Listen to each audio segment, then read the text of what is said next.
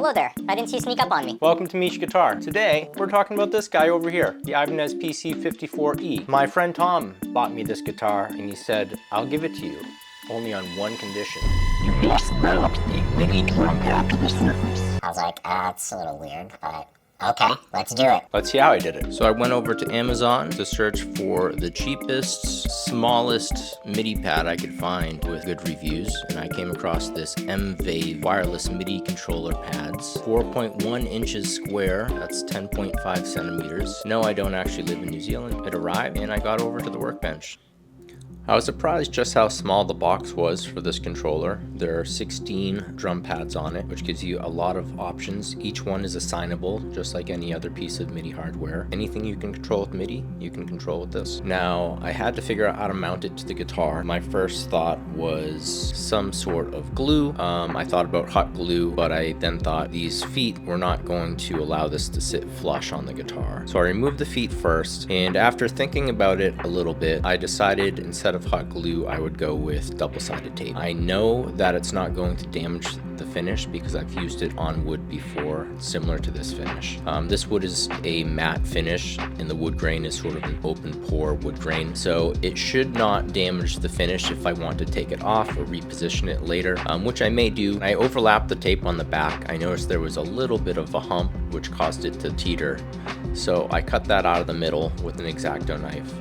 Removed the other side of the double-sided tape, and then I carefully positioned it on the top, because as soon as you stick it down there, it's on there. So I thought it looked good there. I wanted to be able to access the bridge in the pins in case I need to change the strings. And I also thought this would be a natural place my hand would fall while I'm playing. So let's plug it in and see what it can do. Now that I have a MIDI controller attached, I can control any sound I want from any DAW or synthesizer, MIDI box. It opens up a lot of options for looping on the fly if you want to have actual real drum beats. I'll be going through my Looper X pedal. This was a fun project, an easy project. I've been wanting to do it for a long time because it gives me a lot more options. Let's check it out. Okay, so as you can see, I mounted it directly to the surface here. It works really well. When I actually thump on the drum pad, it gets picked up by the internal pickup in the guitar. So what's really nice about this guitar is there's a tuner button right here, which also acts as a quick mute. So if you're tapping for a drum beat, the tapping's not going to get picked up by the internal pickups. So once you've got your beat laid down, you can turn the tuner back off and now you can play your guitar part. Let me get it set up to do that and then we'll make some music. Right now I just have it mapped to one of the drum sets in Groove Agent within Cubase. I literally have thousands of options. I spent many hours playing around with this so far. The pad itself is very responsive. The only thing I would do different is maybe mount a rubber pad in between the guitar. So if we want to loop that, we can use the looper here.